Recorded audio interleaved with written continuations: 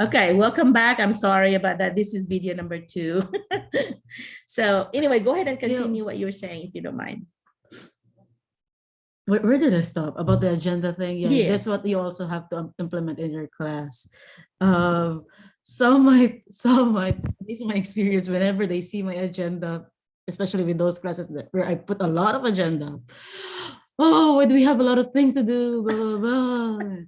Things like that. So that's something that you have to expect, that they will say something like that. Some of them would complain. Some of them will complain, but they will appreciate that you're doing your job, you're doing your part. Yeah, she's one of the best teachers, if not the best teacher in her school. I had to brag on Not that. really. Well, no, I have been to 3rd to 10th grade because I do writing support for them. So I actually teach in front of the student, in front of the teacher, and the teacher usually takes notes or whatever, and I actually teach the students. I taught all her kids, and then I bring Filipino goodies, and they like they like those prizes. And now that I also have those goodies like candies, like the coffee candies, they keep on asking about that. So like, where's my coffee candy? Like, yeah, give me some. High school, they like it because it's something they cannot buy.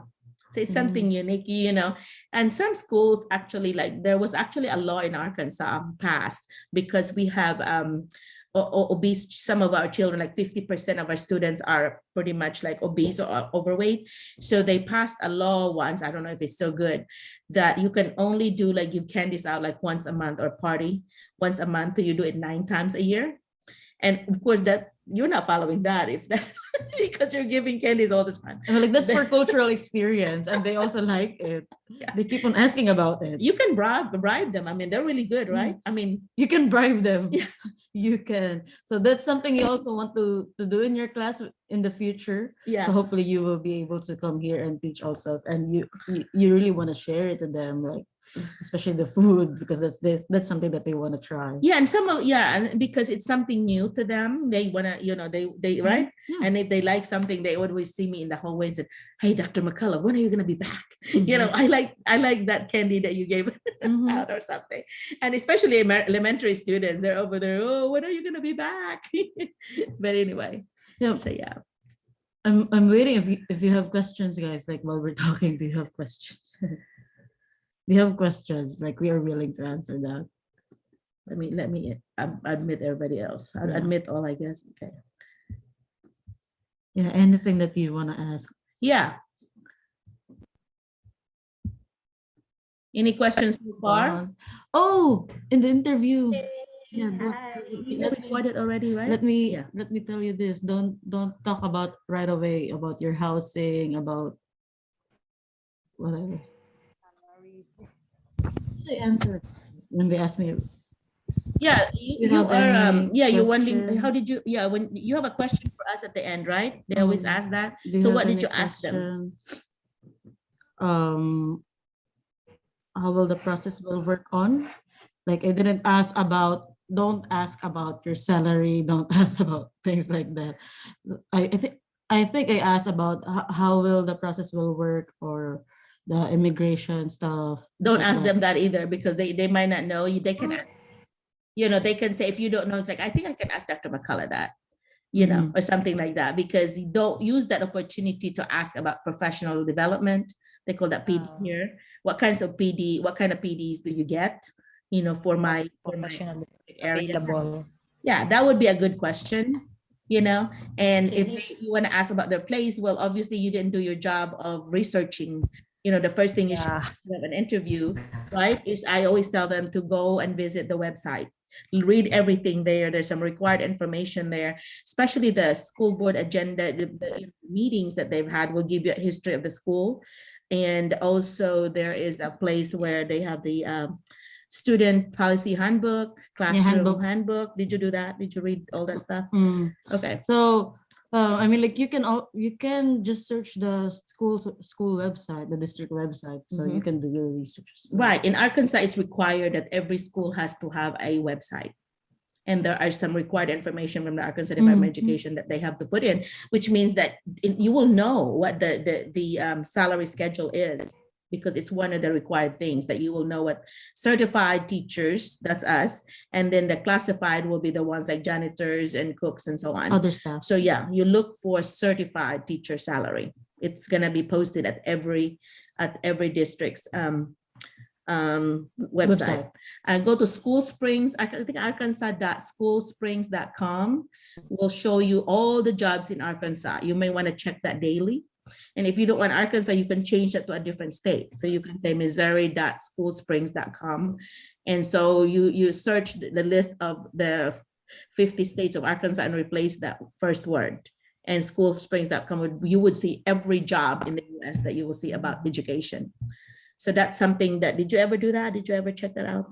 Well, you didn't have the time because you're going to interview immediately. I mean, like, yeah, I don't need to do that because yeah. I only tried one school. One of the lucky ones, yeah. And what the experiences are, I have about 90 of you in my list right now.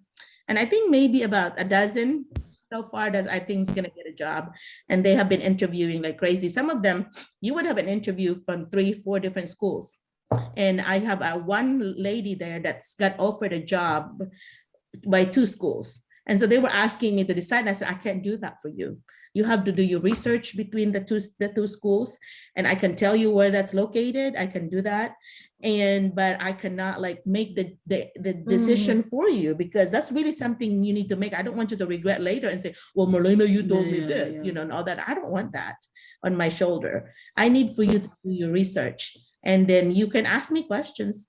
You know, I could tell you if there's a bad reputation there, there's something, you know, you can Google the school and you will see all the lawsuit that happened, all this, you know, any negative things that happen at that school, you can Google those things. Just put in quotation mark, like for example, it's Brinkley School District, you put it in quotation mark, that way all the, you know, everything about that school will come out. You know, so that's something that's part of your research. Yeah. Okay, so let's go to the number 5 person. Who was not introduced yet? Who was the last person to introduce you? Okay, go ahead.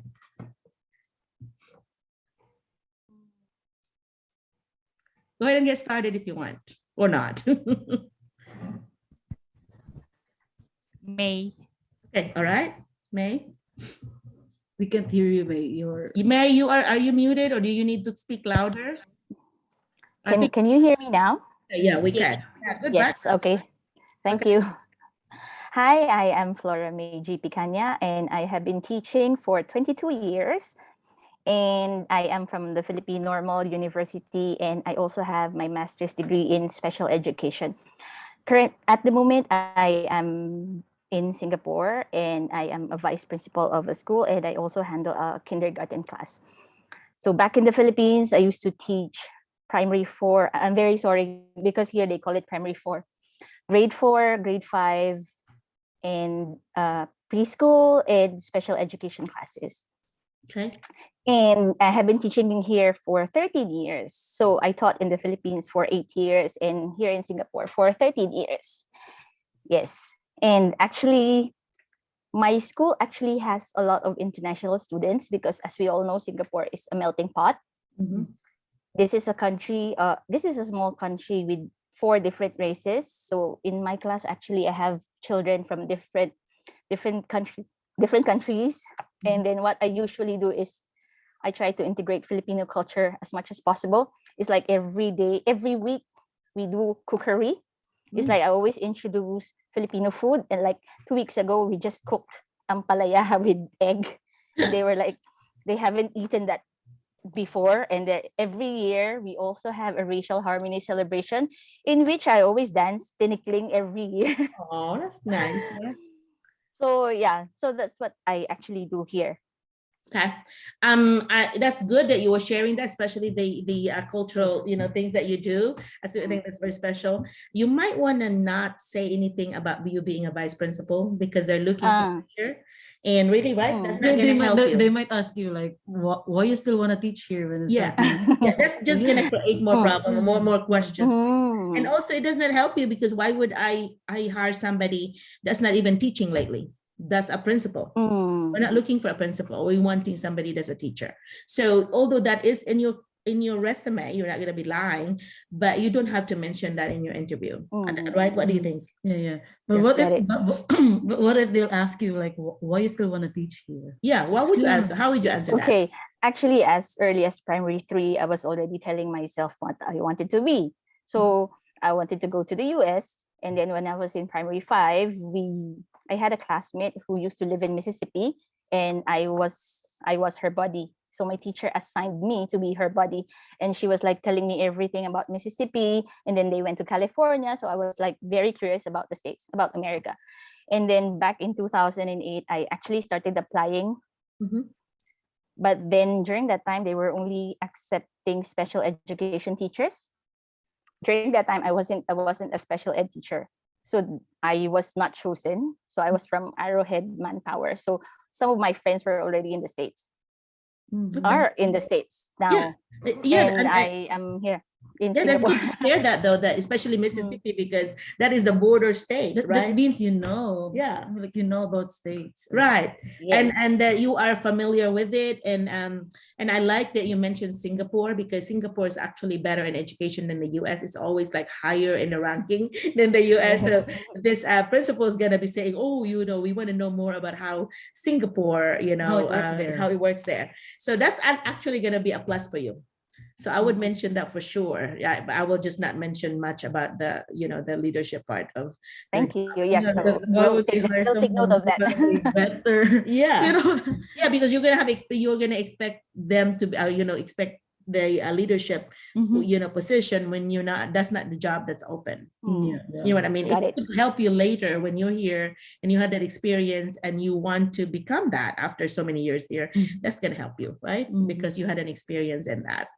And they get to know you first. Like I am predicting that Maria is very well liked. She's one of the favorites of the superintendent, that I could see her getting her master's already. And if she continues, I could see her being offered a leadership position in curriculum or whatever someday, after so many years and of giving experience. advice about masters. Yeah, she gave, her superintendent would give her a ride somewhere to go see the other Filipinos and all that. So yeah, her superintendent goes above, a female superintendent would go above and beyond to help her. That's like her adopted teacher, Yeah. right? Yeah. Okay, well, thank you so much for that. And yeah, I think you will do well. You're very fluent, and all of you, by the way, yeah, right? So you're gonna do well. They're gonna be looking for the fluency. Yeah, they will. Yeah, how smooth are you in saying your language, in the English language, because they want to make sure that the teacher that they're hiring is the one that's gonna be able to explain things to the students. You don't want somebody that just struggles with the language. Because if you struggle with the language and you're going to have problems with also the content, you have double problems, So you have lived in the RIA and you have lived in another country, that's going to be a plus for you, because you have adapted, obviously, you have adapted well, right? How long have you been in Singapore again?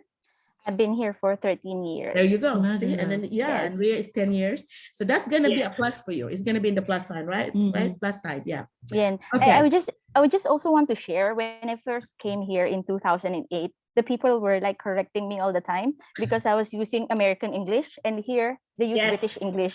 Really? So even in yes. What's the difference then? What's the difference? Big difference.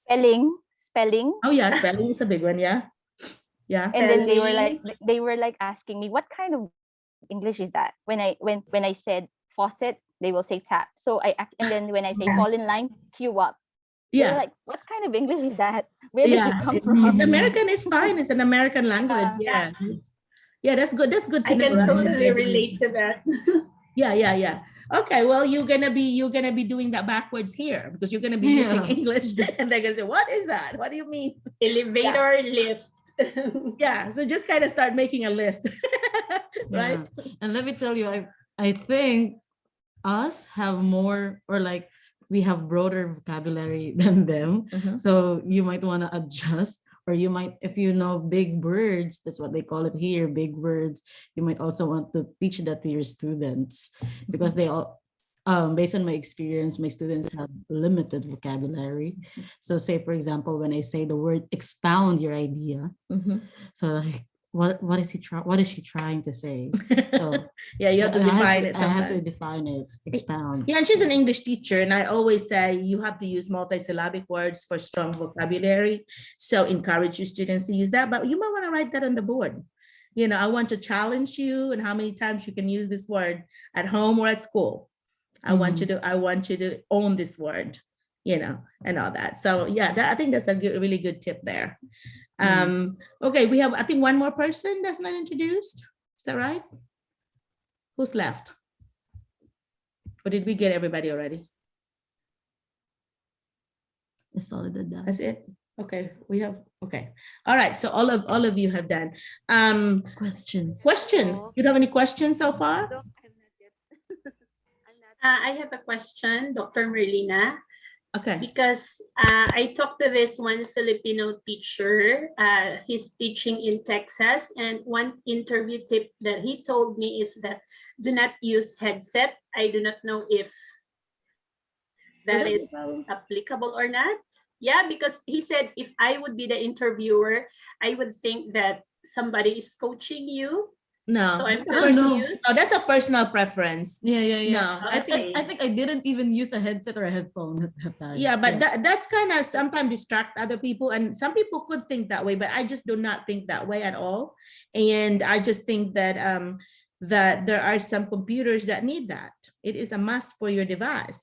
And so that person that you shared that with you, that's his own, you know, right? His own Probably. thinking, right? Probably. Because Preference. I didn't even use a headset or headphone during Yeah. the interview. And notice I don't. I use my computer, you know, computer audio in order for me to be able to. I do have that little pods thing that I could put in here, but it's always bothering me. So I'm like, I'm just gonna talk plainly. Can you hear me really well?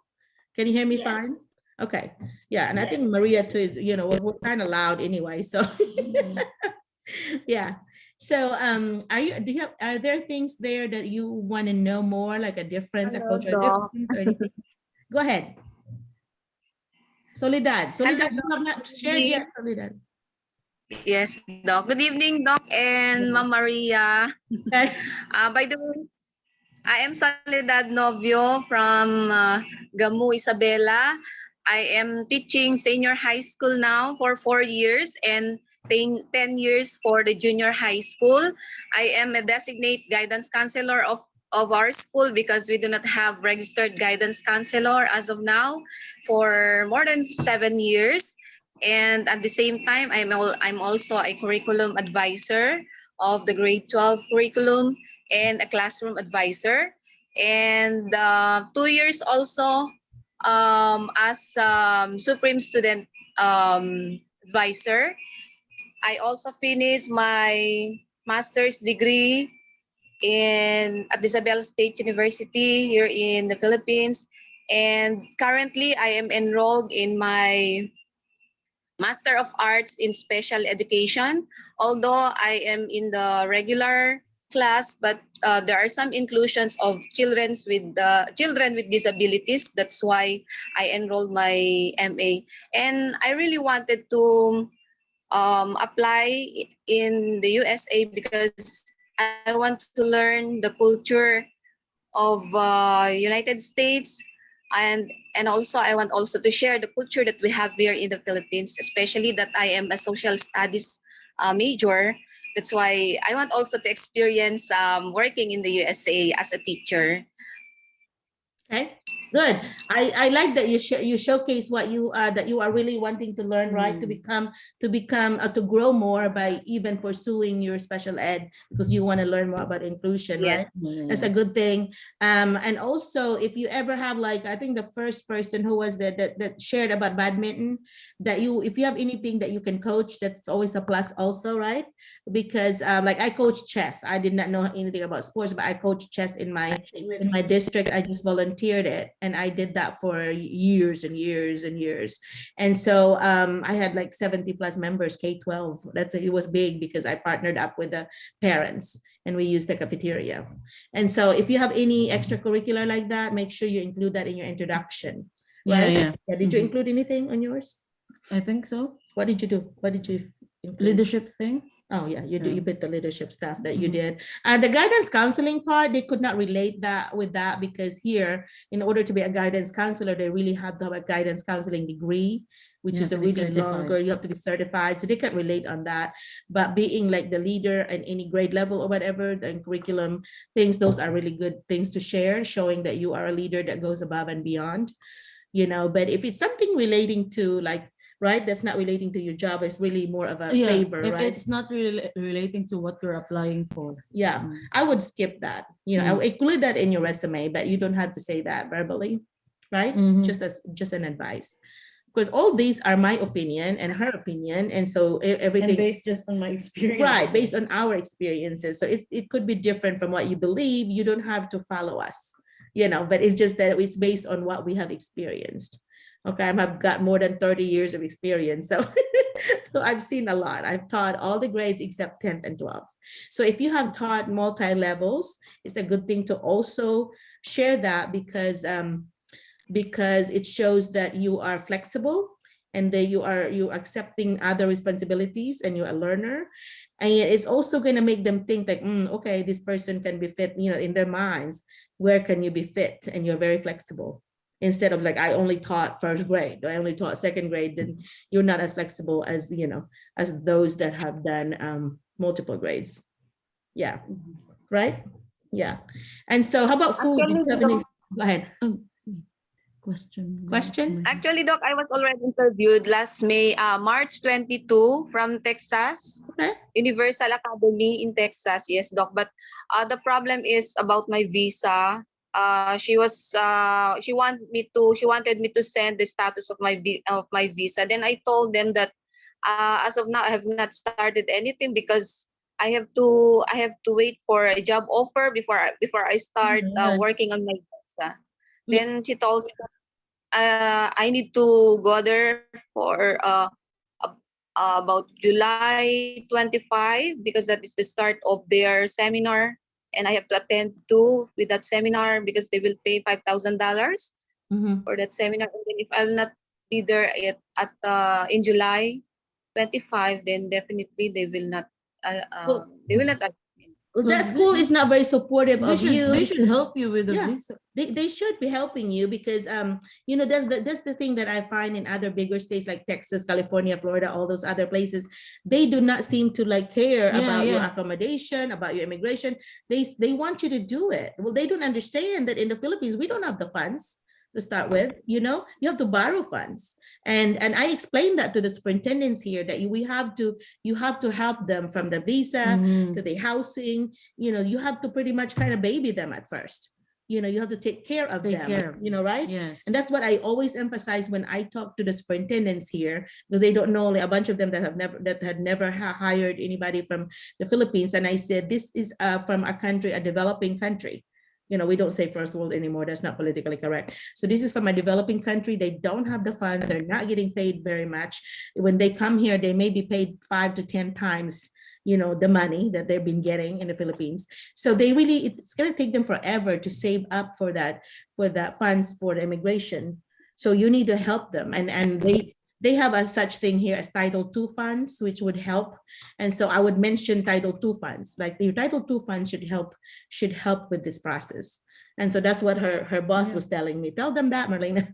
I'm curious why the schools would support you. Yeah, the job offer should be given to you. If they're really serious about getting you, you have to just say, I really need a job offer in order to start the process. And that way, when you request for that, do not say, well, I can't do this because of this. You need to directly request, this is what I need in order for me to get started, and so then ask them, what are you willing to help, right? What are you willing to help with, because supposedly if you find a good school, if they are willing to go about it, she has a good school because they pay for everything for her. I mean, it did not cost her a dime to do her immigration. How about your ticket, your plane fare? You paid, she paid for that because that's your, that's part of your expense as a teacher. But the other things other than that was but your ticket though, it was paid by the first month of your pay, right? You were able to get that back? No. About how many months did you get that back? 2 months? I forgot, but my rent was being paid by the school at first. At first, yeah. See, that you can tell that they go about it. Don't expect that because nobody's going to do that. Well, yeah, we have a teacher here from Palestine, right? That her superintendent, Annabelle, her superintendent friend actually gave her a cabin. They don't have a place to rent, so gave him at first his cabin to live in, and she just had to pay her electricity and water, which is really lucky because you don't hardly see that. and so, but then her family's here. You can do your family a J2 visa. You might want to not do that at first because you'll have to come up with all this fare. You have to borrow a lot of money from And you somebody. have to adjust. You have to adjust. So you may want to give yourself time to adjust. Like Annabelle did 6 months later, her family followed. She has a husband now and her 2 kids, 9th and 11th grade kids. They just came to my house, was it last week? Last week. Yeah. But really, I was wondering why the school is not really, helping her with that. But in fact, You really need to ask for the job offer. And if they're not the right school for Yeah. you. They're not the right fit for you. Okay, here the advantage of people applying here in Arkansas, they have me.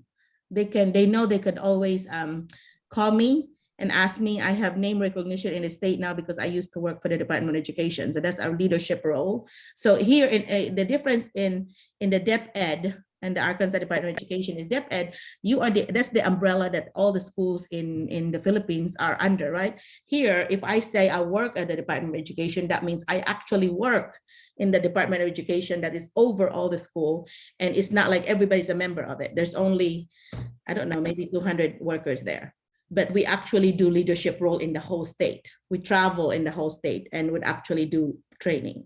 But if you say DEP Ed there, that's confusing. Different. Yeah, that's different. That's just everybody's under that umbrella. Okay, so that is a huge difference. But what other difference that you have misconceptions on? You remember that food? How about food? Tell them about food. food, I feel like you will still adjust at first. Yeah, because of the rice thing, right? I mean, like that's something that I also still do. I still eat rice. You but always do. I've been here 34 years. I still eat rice. You will miss home, She just got a rice cooker from me the other day. and you will miss home a lot. You will. And she was like, you were so upset the first night she was My there by first herself.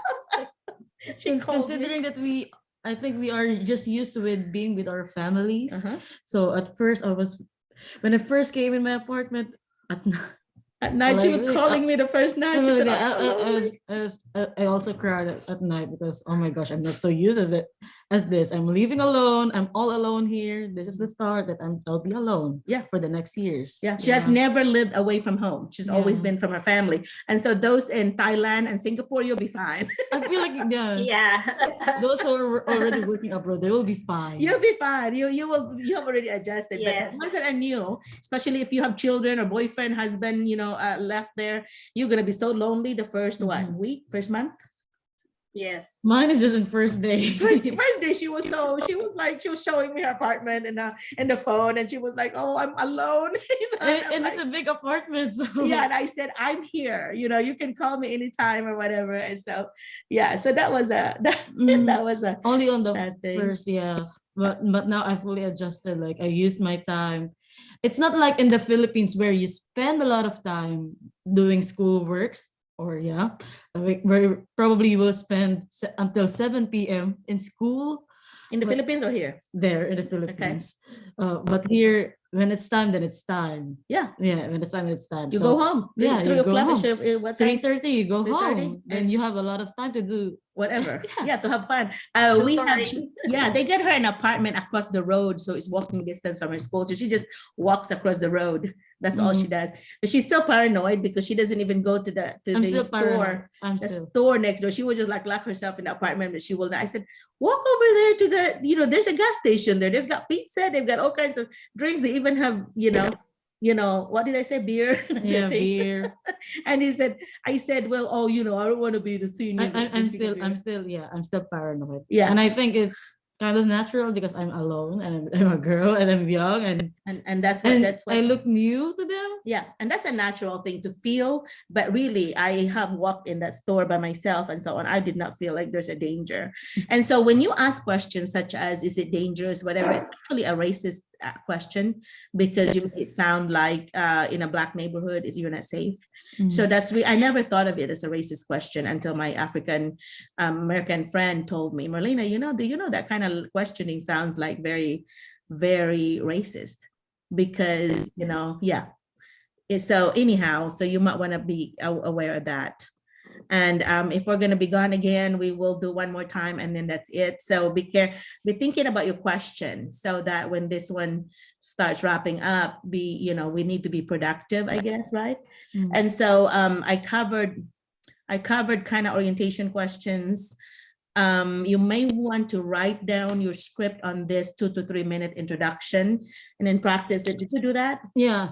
Practice it in front of the I mirror? practice, I have script, yeah, Mhm. things Yeah. like that. That way you'll be very smooth. You don't put any extra information you don't want to put there. You're very, you got this. Mhm, Because that, and yeah, you will be careful with what you say. yeah, because you already kind of planned it. Because that's the first impression of you.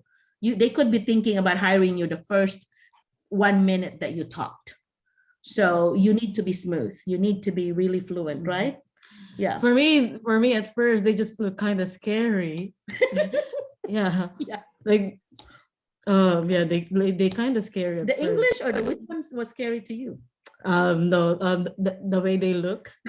They look very serious. They're yeah, some of them are very serious and Yeah. mostly African American. If you see the component of the people questioning, for example, all of them were African Americans, is that right? There's one. There's one that wasn't. So if there's more African Americans in the interview, there's going to be a probability that your students would also look like that composition. It's Mm. mostly African American kids as Mm. well. So you can kind of see that if it's all white, then that might be an all white school. I mean, that doesn't matter. Children are children. Okay, I always just say that children are children. It's going to be how you do your classroom management.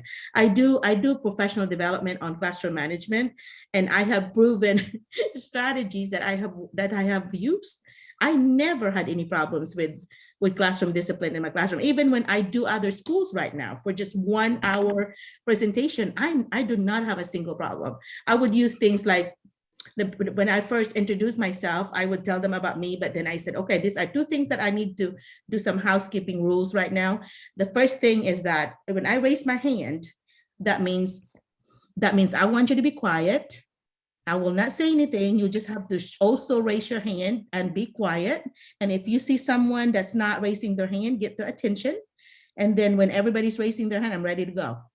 I'm not going to scream. I'm not going to say anything. I'm just going to raise my hand. And that works. Or if it doesn't work, the other one that I share with them is like, I would clap. I will do my clap and then you follow my clap. And then that means you're telling your brain that you're ready to go. I would say, okay, everybody do that with me. Okay, together. So when they do that, after I do it, and then they do that, that means that their brain, okay, I'm quiet, I'm ready to go. Okay, you can come up with your own, but that's what I do. So I said, don't do it with me. You have to do it after me. So, okay, let's practice. Okay, you. There you go. That's it. Okay. And so anyway, it works for me. Any grade that I go, you know, they know that I want their attention, and their teachers there, that helps too. But I didn't have anybody. If there's somebody that's showing out, the teacher takes care of it. Or I would I would assign some, kids something to do, and I would actually bring that child a little bit outside and talk to them privately. I would never embarrass a child. That's something you should answer when you're doing discipline, is discipline with dignity. You are gonna be disciplining these children. It doesn't matter what age they are. You are going to discipline them without embarrassing them in front of their peers, because you have your fight and flight things that we do not normally. So if they're not gonna flight if they're in front of their peers. They're gonna do the fight part, and they're just gonna embarrass you and bring you down because they want to show to their friends that I'm cool, So to get them, the others busy, you're still watching them, but then you are pulling them a little bit on the side, and in outside. So usually I step outside. A bunch of the doors have actually have a glass where you can actually still see your kids, but then you're talking to somebody. You take care of it immediately. I would like for you to, tell them whatever you might want to say. I want you to stay after class because I need to talk to you, And so something simple like that, or you just want them. I said, remember we talked about whatever. I know I don't want to send you to the, I don't want you to send you to the office because I want you learning in my classroom. Okay. So I don't want to send you somewhere else. So let's help me with this. I would kind of, talk to them, especially high school, So I never had any problems with it. So that's a classroom management is one of the biggest problems that Filipino teachers have when they first get here, just because they're adjusting. right? I still have that sometimes. It continues some problems. So she would Yeah. ask me like, how do you handle this or whatever? And so but some of them, they're just really wanting to, especially high school. And they look will cool. test you at first. Yeah, they will check for will. boundaries. They Wow, will test yeah. you at first. Yeah, what can they get away with? What are the things Yeah. that this teacher would let me do? And so if they know that, oh, she's strict, she's a no nonsense, she's gonna be a caring and loving teacher, but she wants me to learn, but she's not gonna put up with my stuff that I want to do, you know, extracurricular things that I want to do. You don't put up with it. And if you struggle, you ask help from your not admin, from other staff. They will really help you with that. Yeah. That's what I do whenever I struggle, because there are still classes that I struggle with classroom management. So I ask help from them. Yeah. And they will really help you with that. Because for example, you know who are the math teachers, and you know every student is going to take a math, a science, a social studies. So you know who's teaching that class. You ask them, how do you handle so-and-so? Do you have problems with so-and-so? You know, and all this. I'm struggling because he does this. What can I do? Can you help me? And if they really cannot help you, then you ask above that, right? Ms. Baker, which is like your alternative multi-classroom multi-classroom leader. She asked her, and she would go over there and actually would tell this. Sometimes I ask the principal's help. Yeah. And it's okay to ask for help. Yeah. At first, you know, but don't be needy, like you're always asking everything. Ask others first.